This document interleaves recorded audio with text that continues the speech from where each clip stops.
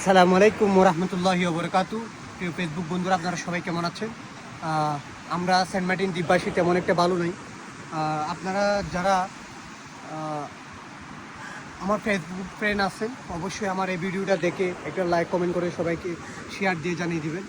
আর আমরা Saint Martin দ্বীপবাসী তেমন একটা ভালো নেই হচ্ছে আমাদের বিগত প্রায় 4 দিন ধরে 4-5 দিন ধরে কোনো ট্রলার চলাচল করতেছে না, যাওয়া আসা করতে পারতেছে না। আর সেন্ট মার্টিন এই টেকনাফের সাথে সেন্ট মার্টিনের কোনো যোগাযোগ নাই, যোগাযোগ বিচ্ছিন্ন। সেই ক্ষেত্রে সেন্ট মার্টিন এখন বর্তমানে 3 নাম্বার সতর্ক সংকেত দেওয়া হয়েছে কক্সবাজার জেলা থেকে। তো সেই ক্ষেত্রে হচ্ছে 3-4-5 দিন ধরে কোনো ট্রলার যাওয়া আসা করতেছে না। সেই ক্ষেত্রে আমরাও যেতে পারতেছি না। আমাদেরও অনেক ভার্সিটিতে পরীক্ষা চলতেছে, কিন্তু আমরা এই পারে এসে আমরা আটকে গিয়েছি, যেতে পারতেছি না। আর হচ্ছে এখন আপনারা যে আমার পিছনে দেখতে পাচ্ছেন, সাগর খুবই উত্তাল, আর ঝড় বাতাস, প্রচণ্ড ঝড় বাতাস, সাগর উত্তাল, সেই কারণে যেতে পারতেছে না। তারপরে হচ্ছে আমাদের সেন্ট মার্টিনে যদি আর বেশি দিন, যদি 2 দিন, মাত্র 2 দিন যদি ট্রলার চলাচল করতে নাই পারে, সেক্ষেত্রে হচ্ছে সেন্ট মার্টিনের অবস্থা খুবই করুণীয় হবে।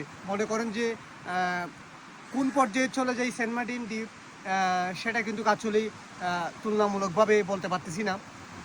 কারণ আর 2 দিন যদি নাই চলে, সেন্ট মার্টিনের খাদ্য থাকবে না, খাদ্য সংকট। তারপর মনে করেন যে পশু পাখির অনেক কিছু খাদ্য সংকট হবে। ওষুধ তো নেই, একটা প্যারাসিটামল না পা হেস্টাসিন না পা এক্সট্রা, এরকম একটা ওষুধ আমাদের সেন্ট মার্টিন দ্বীপে নেই। ওষুধ নাই, হসপিটালে ডাক্তার নাই, ডাক্তার আসতে পারতেছে না, নার্স আসতে পারতেছে না, ট্রলার বন্ধ হওয়ার কারণে। সো এখন আমাদের সেন্ট মার্টিন দ্বীপবাসীর জন্য সবাই দোয়া করবেন।